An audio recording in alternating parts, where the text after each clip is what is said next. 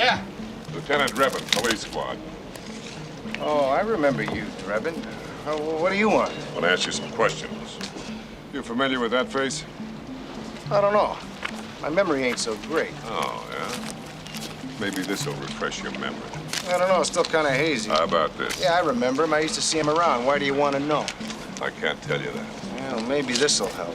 61% of Americans believe that OJ Simpson did it. That OJ killed Nicole Brown and Ron Goldman. So what in the blue hell are the other 39% thinking? That OJ was a good guy and was framed by the LAPD?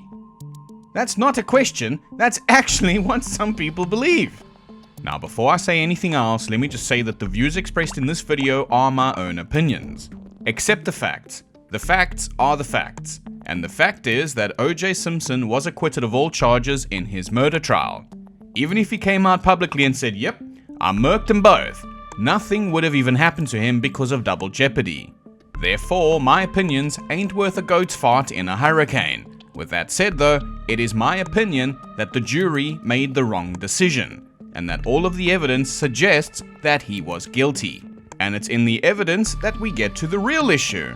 While researching this story, I couldn't believe my eyes, but I found article after article and post after post claiming that this giant dingleberry was actually innocent, and that the police squad framed him by planting all of this evidence. People also believe that the phone records for the night of the murders have been faked. This creates an alternative timeline in which it is impossible for OJ to have committed the murders. So are these people onto something? Did they finally solve the mystery of who actually killed Nicole Brown and Ron Goldman? Ironically, yes, because when you examine the arguments these people make, and you realize just how full of shit they are, it only makes it even more obvious that the person who killed Nicole and Ron was OJ. If you believe that OJ was actually innocent, that's fine. That is your opinion, and like I mentioned earlier, your opinion is worth a goat's fart in a hurricane, just like mine. Now that we've agreed on that, what we're going to do in this video is we're going to go through the timeline and we're going to go through all of the evidence, and then you guys can let me know what you think actually happened here. This is going to be a very detailed video, so it's going to be a long one, so I've separated the video into two parts. I'll be uploading part 2 tomorrow, and if it's already out when you're watching this, I'll link it at the end of this video or in the description below. Alrighty guys, viewer discretion is advised, sources are below in the description, and just expect some bad language, because this story really pisses me off. Nicole Brown was born on May 19th, 1959 in Frankfurt, West Germany. Her mother, Judita Judy Brown, was German, and her father, Louis Lou Brown Jr., was American. Lou served in World War II as a pilot, and after World War II, he continued to serve with the Air Force overseas. While flying photo missions in Europe, he met Judita in the small town of Rollwald. They would eventually get married in Switzerland, and they raised their first two daughters, Denise and Nicole, in Germany. Lou, at the time, worked at an American military newspaper called Stars and Stripes, and then the family returned to the United States. Once back in the US, Nicole attended Rancho Alamitos High School in Garden Grove, California. Just a disclaimer guys, I am South African, and therefore I do pronounce everything wrong. Just an example, you guys call this thing a traffic light, we call it a robot. You call this a barbecue, we call it a braai. Ons gaan nou fucking braai, bro. I bet you had no idea what I just said, except for the word fucking. You know what fucking meant. So expressive Afrikaans. Anyway, okay. Nicole then graduated from Dana Hills High School in Dana Point, California in 1976. Nicole was quoted in a 1976 Dana Hills High yearbook as saying, "Be yourself. Don't be phony. You don't have to do anything." Love that. Those are some good words to live by. Except when they aren't.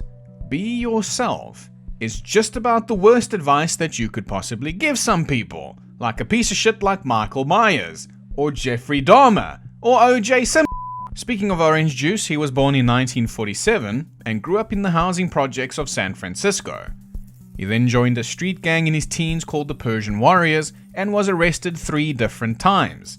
After his third arrest, OJ happened to meet the baseball star Willie Mays, who encouraged him to get his shit together. OJ's future first wife, Marguerite Whitley, would describe OJ at this time as a really awful person.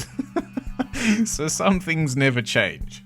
Now, honestly, I couldn't give less of a fuck how OJ became a professional football player. So instead, let me just tell you a bit about Ronald Goldman. Ronald Lyle Goldman was born on July 2nd, 1968 in Chicago, Illinois, and he grew up in the community of Buffalo Grove. Ron attended Adlai Stevenson High School in Lincolnshire, Illinois. He was a student at Illinois State University for one semester, where he planned to major in psychology. After his family then relocated to Southern California when he was only 18 years old, Goldman discontinued his studies and followed his family. Just before relocating to California, Ron worked as a camp counselor and had experience volunteering with children who suffered from cerebral palsy. So far, he sounds like a really nice guy. Once Ron's family arrived in California, Ron decided that he wanted to live independently from his family and supported himself as an employment headhunter, a tennis instructor, and a waiter. He occasionally also worked as a model for Barry Zelders. Ron also told friends that he wanted to open a bar or a restaurant in the Brentwood area. He planned for the venue to be known not by a name, but by the Ankh, an Egyptian religious symbol of life that he had tattooed on his shoulder. Ron also showed some aspirations to act, and he appeared on an episode of the dating game show Studs. Then in 1977, Nicole Brown met the American professional football player Orange Juice Simpson. Now, she was 18 and she was waitressing at a place called The Daisy, which was a nightclub in Beverly Hills at the time, when she met OJ Simpson. OJ, by the way, was 30. So OJ was somewhat of a collector, and what he enjoyed collecting was red flags. The first real red flag in the story, though, is that OJ started dating Nicole while he was still married to his first wife, Marguerite Whitley, who was pregnant at the time. OJ then divorced her the next year in 1979. Marguerite would later say in an interview with Barbara Walters, quote, "Before we had separated in 1977, Nicole would drive by the house or check to see if his car was there. She would call many times and say that she was Kathy Randa, who's OJ's secretary. So I knew who she was, I didn't actually know her personally." Nicole and OJ then got married on February 2nd, 1985, about 5 years after he retired from professional football. They went on to have 2 kids and their marriage lasted about 7 years.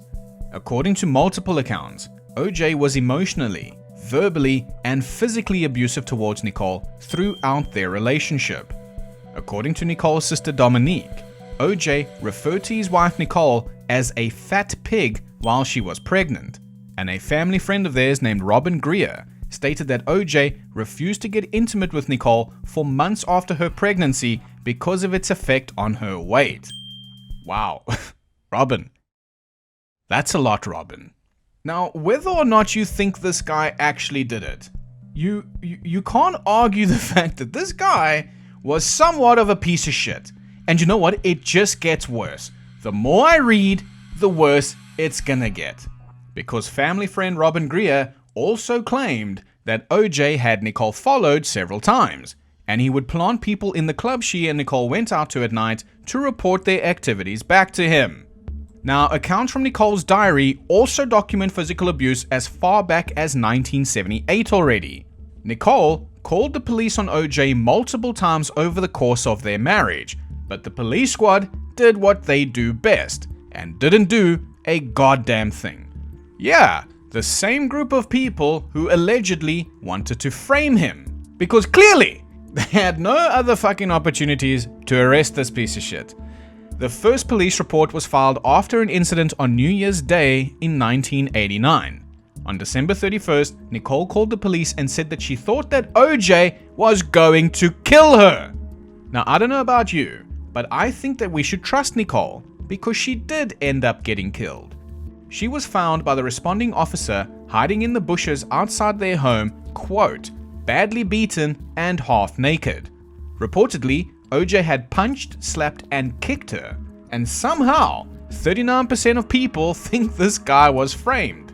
When the responding officer told OJ that he's under arrest, OJ sped away from the police. Eventually, he pleaded no contest to spousal abuse. Unfortunately though, Nicole dropped the charges after her parents allegedly encouraged her to reconcile with OJ. I mean, I've got to give my marriage another chance. No, you don't. No, I say you have to give your divorce another chance. Possibly or probably because OJ was enabling Nicole's father Lou to invest in a lucrative Hertz car rental facility, which significantly benefited the Brown family financially. My only question now is, how much did Nicole really mean to them? Well, about $33.5 million apparently, but I'll get to that later. Now, in addition to physically abusing her, family friend Robin Greer also claimed that the couple were constantly fighting over OJ's affairs with other women. Robin also claimed, yeah, I know, she claimed a lot. Robin also claimed that OJ had made repeated advances towards her as well. Even the police report from the New Year's Day incident noted that OJ said, quote, "I don't want that woman," referring to Nicole, "sleeping in my bed anymore. I got 2 women and I don't want that woman in my bed anymore." End quote. At the time of their separation, he told Nicole that he had been having an affair with the actress Tawny Kitaen for a year already. Another account claims that a family friend said that OJ had told Nicole's friends that if he ever, quote, caught her with anyone, he would kill her, end quote. Kris Jenner, who's apparently famous for something, also claimed that Nicole on one occasion told her, quote, "Things are really bad between OJ and I, and he's going to kill me, and he's going to get away with it." What the fuck? How is this story a mystery? This sounds so strangely familiar. And you know, there are loads of reports like this. Now, according to psychologist Lenore Walker, the Simpson-Brown marriage was a textbook example of domestic abuse. Of the 62 incidents of abuse, the police were notified 8 times, and OJ was only arrested once. Then on February 25th, 1992, Nicole filed for divorce, citing irreconcilable differences. Nicole said that OJ still stalked and harassed her after they divorced. He spied on her with a new boyfriend, and she said that she felt that her life was in danger because OJ had threatened to kill her if he ever found her with another man. And Nicole believed this so strongly that she drafted a new will. Soon after that, the next year in 1993, Nicole sent OJ a video of their wedding and a letter begging him to take her back, stating that she wanted to put their family back together again. Now it seems that soon after that, Nicole moved back in with OJ. However, OJ just continued with his fucking weird behavior and abuse.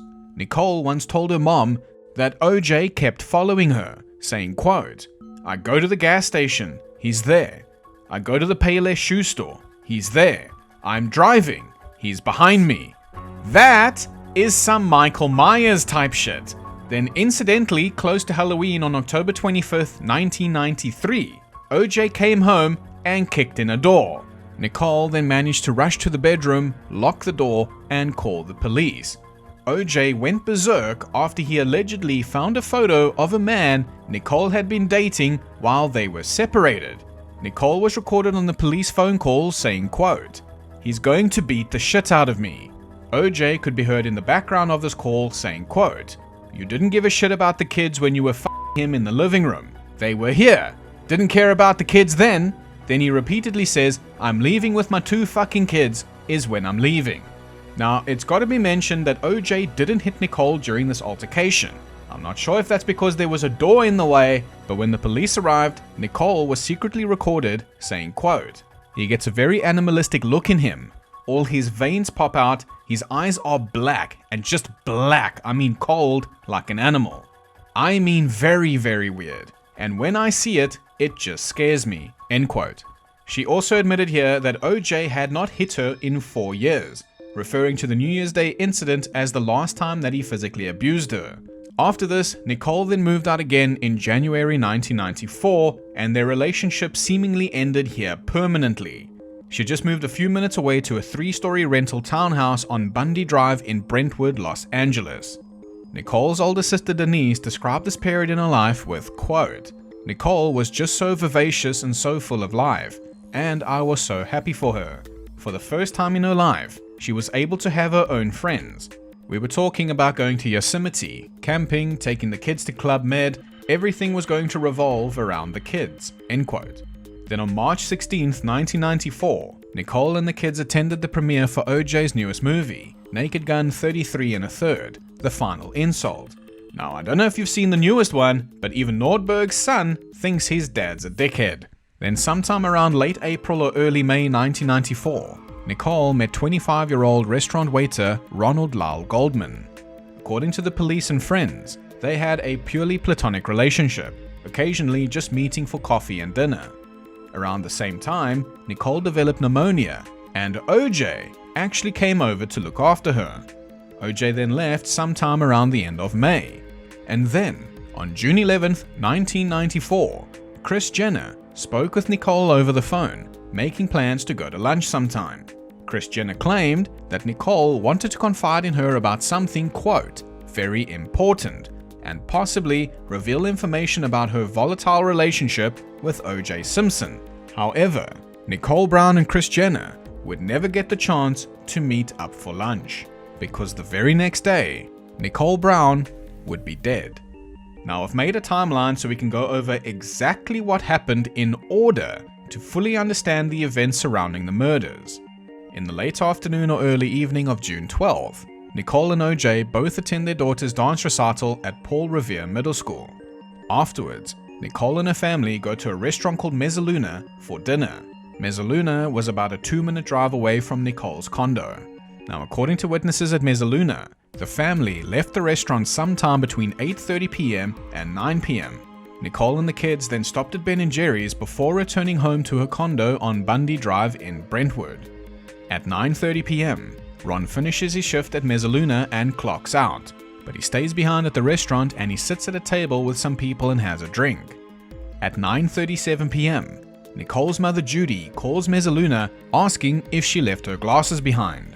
Karen, the manager on the phone with Judy, then goes outside and finds Judy's glasses. She comes back to the phone and asks Judy when she would be picking them up. Judy then tells Karen that she lives too far away, so she'd get Nicole to pick them up on Monday. Karen then says okay, and she puts Judy's glasses into an envelope and she writes on the envelope, quote, prescription glasses, Nicole Simpson will pick up Monday. Karen then puts the envelope behind the bar in the lost and found section and the call ends. A few minutes later, at 9:40 p.m., Karen gets another phone call, but this time it's from Nicole. She identifies herself by saying that her mother Judy had just talked to Karen. Nicole wanted to know if Ron was still working. Karen then puts Nicole on hold and she goes over to Ron to tell him that he has a phone call. Ron comes back and picks up the phone and him and Nicole talk for a while, but Karen cannot hear what they're talking about. Pretty soon after that though, Ron would end the call. Ron then comes back to Karen and asks her for the glasses. So Karen hands over the envelope with the glasses, Ron says goodbye to a few people, and then he leaves Mezzaluna at 9:50 p.m. and then returns to his apartment, most likely to shower and change clothes because he arranged to go out that evening with another bartender from Mezzaluna. In court, when Karen was asked how she knew exactly what time Ron left Mezzaluna, she said that her friend was at Mezzaluna that night and he wanted to rent a video. So she thought that she would call the store to see if they were still open because it was Sunday and maybe they would close early. And she specifically remembers looking at her watch as Ron walked out the door. Now already, we are at the first major fuck up in the timeline, because it's been theorized by some geniuses out there that Judy would not have been able to make it home in time to make this call, because Judy lived about 70 miles away in a place called Monarch Bay in Dana Point, and she would have had to travel down Interstate 405 to get there. And since traffic is such a problem, this drive should have taken her at least 90 minutes. So even if the family left at a conservative estimate of 8:30 p.m., Judy should have only gotten home at about 10 p.m. I took this screenshot at 10:07 a.m. California time on Wednesday the 3rd of September 2025. It says 1 hour 20 minutes or 1 hour 25 to make the journey. However, Judy called Mezzaluna at 9:37 p.m. When you change the departure time to, for example, 8:30 p.m. on a Sunday, presumably the time that Judy actually left Mezzaluna, you can see that the journey can take an hour 5 minutes. And from what I've seen on Reddit, most people say that the best day to drive on the I-405 is a Sunday. So clearly, she could have made it in time. Now, while all of this was going on, OJ was enjoying some fine dining at McDonald's with his friend Kato Kalin, a bit part actor and family friend who at the time was staying in OJ's estate in his guest house. On this particular evening, OJ was scheduled to board a red-eye flight from LAX to Chicago, where he was due to play golf the following day at a convention with representatives of the Hertz Corporation, for whom he was a spokesman. The flight was due to leave at 11:45 p.m. Now apparently, OJ and Kato returned to the Rockingham estate around about 9:36 p.m. Between now and when we see OJ again, he has no witness alibi. He could have been fucking anywhere. The next thing that happens in the timeline is apparently at 10 p.m. This is according to OJ's Dream Team. Now I'm going to be talking about these guys more in part 2, but the Dream Team is the name given to the celebrity defense team assembled by OJ Simpson for his murder trial. The notable members included lead attorney Johnny Cochran, Robert Shapiro, Alan Dershowitz, F. Lee Bailey, Robert Kardashian, and forensic experts Barry Scheck and Peter Neufeld. Their strategy mostly focused on undermining prosecution evidence, suggesting police misconduct, and creating reasonable doubt. This is according to OJ's Dream Team. Nicole apparently had an intense argument on the phone, overheard by one of her kids upstairs, and that a witness named Tom Lang saw Nicole arguing with two men on the sidewalk near the front of her house. Also apparently, another neighbor saw a Hispanic teenager crouching menacingly behind a pickup truck. Well, hey look, I don't know how you crouch menacingly, but this witness decided to do fuck all about it. Other neighbors also apparently reported seeing Hispanic people running around in the neighborhood that night. One of these witnesses was a 14-year-old boy. Another witness was a rollerblader who saw a Hispanic man who was not OJ crouching in some bushes at 9 p.m. And there were at least two others who also remembered seeing Hispanic people in the neighborhood. People in a neighborhood! That's so weird, right? Well, the guy in the bush at 9 p.m. is kind of weird, to be fair. But there's no evidence that there was a guy in the bush. There is, however, evidence that OJ killed Nicole Brown and Ron Goldman. But we're getting a bit ahead of ourselves, I guess. Next thing in the timeline is at 10:15 p.m. Nicole Brown's neighbors start hearing profuse barking. The barking apparently went on until about 11 p.m. Then at 10:25 p.m., a limousine driver named Alan Park arrives early at Simpson's Rockingham estate to pick him up for his flight. Alan Park then drove around the estate to make sure that he could navigate the area with the limo properly and to see which driveway would have the best access for him. Now, I've read some weird shit about the things he saw and testified to while driving around the estate. However, according to Alan Park himself, in an interview, he did not see OJ's white Ford Bronco at the estate when he arrived. So then the obvious question to ask next is, where the fuck was OJ's car then? Well, this is where things get really interesting. At 10:35 p.m., a witness named Robert Heidstra said that he was walking his dogs when he heard a dog barking like crazy near Nicole's condo. About 5 minutes later, he said he heard another dog start barking and then he heard two male voices. The first voice was a clear young male adult's voice who said, quote, "Hey, hey, hey." The other voice then started talking fast and was clearly much deeper.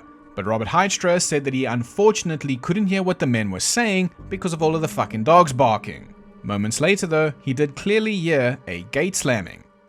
Now I've linked these testimonies from the civil trial in the description for you to read the whole thing for yourself, but Robert would later go on to testify something very interesting happened after this. He's kinda describing how he's walking through an alley nearby Nicole's condo while all of this is going on. And when he got to the other end of the alley, he said, quote, "I was looking down there. From nowhere, all of a sudden, then I saw from the west side of Dorothy, from Nicole's side, from out of the dark, came in the light a white Jeep-like car. It was a wide kind of Jeep with tinted glass. Well, damn, I wonder who drives a white Jeep-like looking car." Also, according to Robert Heidstra, he said that this white Jeep-like looking car also appeared to be in a hurry, and it sped away from the intersection. Well, since we might now possibly know where OJ's car was and where OJ might have been as well, since we know that Ron returned to his apartment first, most likely showered and then changed clothes, the man shouting "hey, hey, hey" here is believed to be Ron Goldman, interrupting whatever is going on. Then at 10:40 p.m., after waiting 15 minutes, Alan Park, the limo driver, buzzes the intercom, but he gets no answer. He testified that the house was dark and nobody appeared to be home. So he just waited. He smoked a cigarette and he made a couple of calls to his boss to get OJ's home phone number. He also testified that while he was doing that he saw a shadowy African-American figure, the same size as OJ Simpson, enter the front door from where the driveway starts before the lights came on, but he did not see what direction the figure came from. At around the same time at 10:40 p.m., when the shadowy figure enters OJ's home, Cato Kalin hears something crash into the wall of the guest house he was in. Cato then described this crash as 3 thumps, which he thought was an earthquake. He then ran outside to see what the noises were, and that's when he notices the limo waiting at the gate. Cato then goes down and lets Alan Park in. Now what's interesting here is that Alan Park testified that when he saw OJ's house number on the curb outside the estate, no car was parked outside. Now why is that important? Well, because the prosecuting team presented exhibits showing the position next to the house number on the curb in which OJ's Ford Bronco was found the following morning, implying that Alan Park would surely have noticed if the Ford Bronco was there. But as already mentioned, Alan Park did not see the Ford Bronco while he was waiting for OJ. Now he also does not remember seeing it arrive, but he also recalled having an impression of a vehicle blocking his path as he was leaving the estate. Unfortunately though, he can't remember what the kind of vehicle was. Another important thing to mention here is that OJ had never parked his car outside of his estate before. And if you remember Tawny Kittian, who I mentioned earlier OJ had an affair with for about a year, when she asked OJ, "Why did you park outside?" OJ said, "I don't know." I'm jumping the gun a bit again, but she also asked him, "Did you do it?" And he said, "Well, they can't prove it." What the fuck, dude? If you didn't do it, a no would be perfectly acceptable in that conversation. Moving on. Now, the next thing that happens on the timeline is just a few minutes later, but unfortunately at no specific time. OJ finally came out of the front door of his estate a few minutes after 10:40 p.m., claiming that he had overslept. Now, OJ's defense tried to convince the jury that the murders happened later, so that it would have been impossible for him to kill both Nicole and Ron and then make it back to his estate on time. Well, OJ's estate was only about 2 miles away from Nicole's condo, and as Google Maps says, it's a 6-minute drive. However, if that's not enough time, surely a guy capable of fucking murder is capable of speeding. Just saying. Now, both Park and Kalin would testify that OJ seemed agitated. Now, Park also testified that OJ came out with 4 bags of luggage, and as he begins loading the bags, OJ would not let him touch one of them, which was a knapsack that OJ insisted that he would instead load himself. While on the way to the airport, OJ apparently complained about how hot it was. He started sweating and he rolled down the window, despite it not being a warm night. At the airport, a porter testified that OJ only checked in 3 bags. Now, the police assumed that the missing bag was the same knapsack that was mentioned earlier, the one that he wouldn't let Alan Park touch. Then another witness who didn't testify at the trial claimed that he saw OJ at the airport discarding things from a bag into a trash can. Therefore, detectives Tom Lang and Philip Van Atter believe this is how the murder weapon, shoes, and clothes that OJ wore during the murder were disposed of. But we'll talk about these detectives in part 2. Alright, next thing in the timeline happens back at Nicole's place now. At 10:55 p.m., a man who lived a few blocks away from Nicole's condo was walking his dog past her home when he came across Nicole's Akita, barking in the street outside her home. Nicole's Akita's legs were covered in blood. Nicole's Akita was refusing to go back home and instead followed the dog walker home. The dog walker then tried to walk her back to Nicole's house, but the dog refused to go. So he would then pass the Akita on to a neighboring couple who offered to keep the dog overnight. Then at 11 p.m., and here is where the real bullshit starts. According to the wiki on Nicole, her mother, Judy, told police and investigators in a sworn statement It's even mentioned in the coroner's report that Judy spoke with Nicole over the phone at 11 p.m. that night. Now this would prove, beyond the shadow of a doubt, that OJ Simpson is innocent, because right now, OJ is in the limo on the way to the airport. This is of course if we ignore the fact that Nicole's dog has already been found, covered in presumably hers or Ron Goldman's blood. However, this is still a big point of contention in this mystery, because the coroner's report states that Nicole spoke with her parents at 11 p.m. What is weird though is that during the trial, this phone call's time changed to 10:17 p.m. Now if you're asking yourself, where the fuck did this time of 10:17 p.m. come from? We know that Judy phoned Mezzaluna at 9:37 already. What is going on here? Is it not as simple as just looking at the fucking phone records? No, nothing is ever easy in California. So I'm gonna jump ahead to the trial quickly just to show you what we're dealing with here. Dream Team member Robert Shapiro says to Marsha Clark, the lead prosecutor against OJ, quote, "We're going to ask for a stipulation regarding the phone records that were presented in open court from the phone call from Mrs. Brown to Nicole, which I believe was at 10:17, end quote. Marsha then replies, quote, "If that's what the record says, there will be no problem with that. But which record?" Shapiro answers, quote, "Phone records from the telephone company that you gave us." Marsha Clark responds with, quote, "I'm going to have to locate it. I'll locate it and make sure. Counsel, just so I can make sure, you're saying it was a phone call from Nicole Brown to her mother or from the mother to Nicole?" Shapiro clarifies, quote, "From the mother to Nicole." The judge, Kathleen Kennedy Powell, then says, quote, "You can transcribe this, but until I'm sure about the stipulation, then this is sealed." Well, she must have been unsure, because the official phone records were sealed, and they will not be made public for 75 years. Guess I'll make part 2 in 2069 to see what these phone records really say. Until then, thanks for watching. No, I'm just joking. This is apparently a copy of the phone records here, which clearly shows 9:37 p.m. and 9:40 p.m., not 11 p.m. and not 10:17 p.m. Must be a nice job, just making up fucking bullshit stories all day long. Now, eventually later in the trial, Marsha Clark would state that the time of the call was actually 9:37 p.m. Now, I don't know the first thing about law, so forgive me for talking out of turn here. But what in the blue hell happened here? The time of the phone call was right there, on the document that Marsha Clark provided. Why did it take her 7 months to correct this? Now, because of this, we have the real issue, which is since the judge sealed Judy's official phone records, and all we seem to have is this potato quality facts of Judy's calls, some people think they're fake, or that it's been doctored in order to frame OJ. To be fair, I wouldn't be surprised if it turned out to be fake. We are talking about California, where the real-life police squad created some of the weirdest mysteries of all time. But I have 2 questions then. My first one is why? Who is trying to frame OJ and why? Can you name another case in Los Angeles where the police squad planted this much fucking evidence?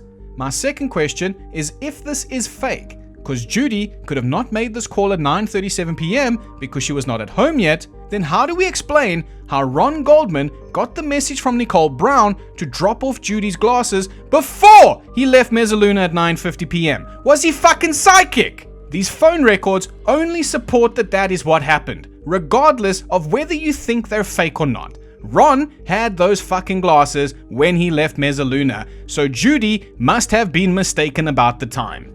So now you can see why the time of Judy's phone call in this case is so important, which is why the Dream Team tried to keep it as close to 11 p.m. as possible, because then technically, the amount of time OJ had to kill 2 people, complete the 6-minute drive back to his estate, clean up, and then get into the limo on time would be impossible. So either Nicole and Ron were psychic, had a Final Destination style premonition that Judy would call at 11 p.m. asking about her glasses before they died, or Judy just made a fucking mistake about the time she called Nicole. What makes more sense to you? I can't believe there are people on the internet that defend this fucking guy. So now that we've established that this giant dingleberry is not exonerated by these phone records, because it honestly doesn't change the fact that Nicole asked Ron to bring her Judy's glasses, and her glasses were in fact found next to Ron's dead body, the next thing that happens is at around midnight. The couple who agreed to look after Nicole's Akita noticed that the dog was agitated, so they tried walking it back where it came from, and after following it for a while, the dog stopped outside Nicole's condo. And this is when the couple saw the dead body of Nicole Brown, lying outside her house on the steps in a pool of her own blood. And ladies and gentlemen, we'll pick it up from the crime scene in part 2. And just mentally prepare yourself, because Jesus Christ is this crime scene graphic. But until I see you again in part 2, ladies and gentlemen, thank you very much for watching. Feel free to leave your thoughts in the comments below. And if you'd like to support the video, all you got to do is hit the thumb up button. I feel weird about saying like a video that's about what we're talking about. It's fucking weird. Well, either way, depending on when you're watching this, part 2 will either be uploaded tomorrow or it should be linked on the screen right now. So, I'll see you guys in part 2. Cheers.